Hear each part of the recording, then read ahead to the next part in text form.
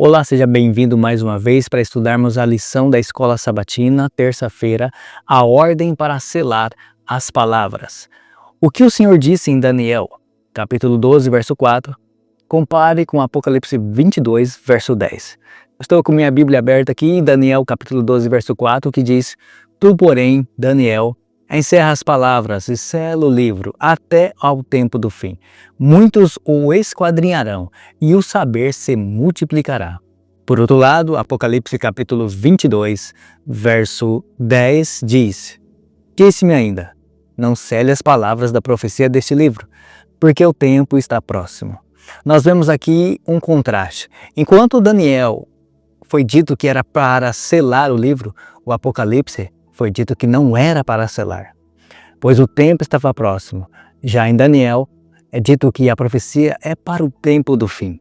Bom, diz que muitos iriam esquadrinhar o livro de Daniel e o saber se multiplicaria. O que isso significa? Algumas pessoas chegaram a dizer que a questão tecnológica, o avanço da ciência nos nossos dias, seria uma explicação a respeito daquela profecia que disse que o saber se multiplicaria.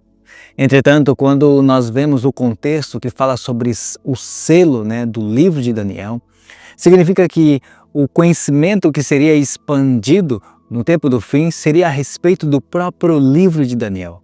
E finalmente isso aconteceu após a profecia dos 1260 anos, que encerrou em 1798, ali no século XVIII. Recentemente eu postei um vídeo a respeito desse assunto, que vou colocar no comentário fixado, você pode acompanhar lá com mais detalhes. Mas o certo é que após 1798, com a prisão do Papa Pio VI, uma grande comoção e pensadores, estudiosos da palavra de Deus surgiram tanto na Europa quanto nos Estados Unidos da América. E um homem ganhou destaque, Guilherme Miller, um fazendeiro. Ele, analisando as profecias de Daniel e utilizando-se de um método de estudo historicista, ele chegou à conclusão que Jesus voltaria por volta de 1843. Ele inicia um movimento conhecido como Movimento Millerita ou Movimento dos Adventistas. Marcaram essa data para a volta de Jesus. Houve uma comoção geral, pessoas de várias igrejas se reuniram em estudar o livro e as profecias de Daniel e chegaram à conclusão que Jesus voltaria em 1843. Posteriormente, Samuel Snow, juntamente com Guilherme Miller, entenderam com base no calendário judaico que a volta de Jesus seria em 1844. Uma das bases dessa conclusão do fato histórico uma das bases para essa data impactante é Daniel capítulo 8, verso 14, que diz: Até 2300 tardes e manhãs e o santuário será purificado. Naquele tempo, eles tinham uma conclusão de que a terra seria um santuário. Por isso acharam que se o santuário seria purificado, significaria então que Jesus voltaria. Obviamente, Jesus não voltou nessa data. O estudo da profecia a respeito da data estava correta, mas o evento estava errado. Jesus não voltaria à Terra em 1844, mas iniciaria uma nova fase no santuário celestial, a fase do juízo pré-advento. É um juízo que ocorre antes da volta de Jesus. Quanto àquele movimento, era necessário ainda que pregassem a povos, multidões e nações.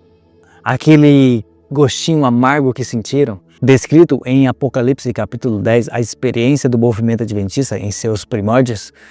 Após essa experiência negativa, eles estavam prontos para pregar a cada tribo, nação, língua e povo as 3 mensagens angélicas, que é a última advertência de Deus para a humanidade. Mas note aqui algo interessante.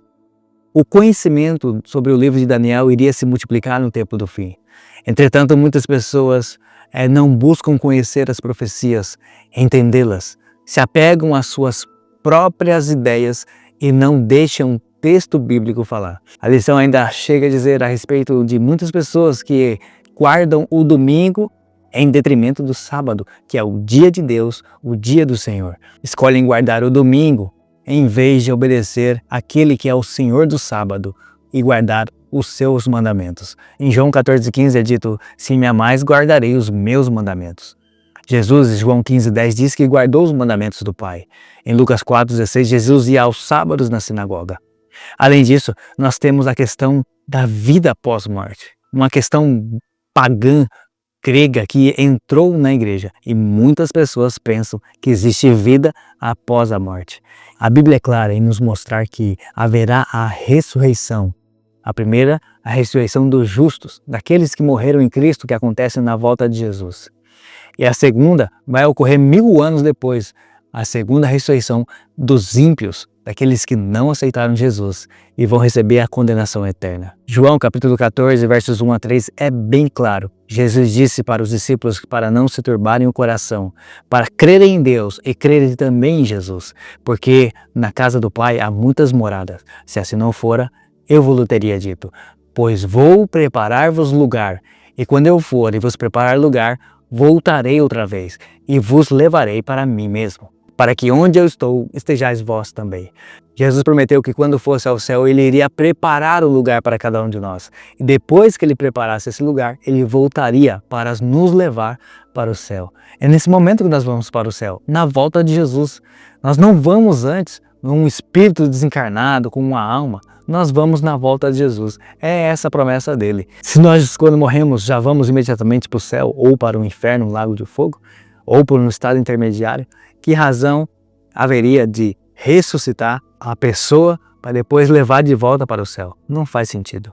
Então, meus amigos, fiquem na paz de Jesus. Não esqueçam, a ordem para selar a palavra do livro de Daniel foi dada, mas no tempo do fim, o saber ia se multiplicar a respeito desse livro. Que Deus abençoe você, fique na paz de Jesus, continue estudando a palavra de Deus.